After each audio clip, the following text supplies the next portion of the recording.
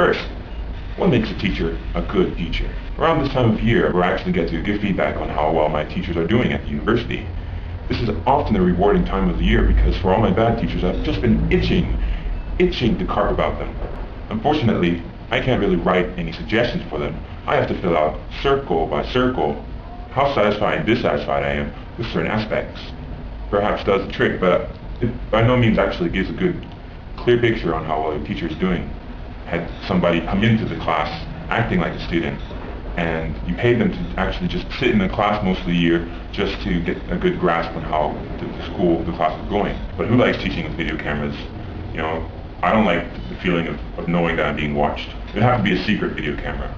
So what makes a teacher a good teacher? I've taught English for a while in my life. You need to understand what are the blocks to the complete understanding.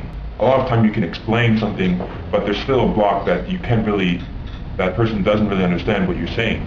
I would get this quite often in math, because the teacher wasn't able to explain things in a way that would unblock my whatever was keeping me from really understanding what he was saying in the first place. And in languages, you have this aspect, learning a new language. There's certain things about structure, particles, grammar, that person is completely foreign to, that a sentence has to be in a different structure in their language for them to understand it. So this person is trying to understand what you're saying, but because the structure is all different, there's a block for them.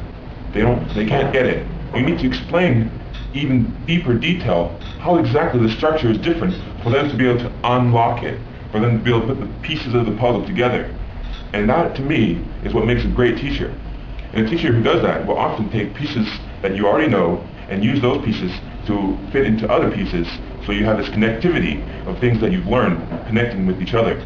Teachers out there who are having a hard time teaching English should perhaps study a little bit about the languages that their students speak in the first place in order to better service their unblocking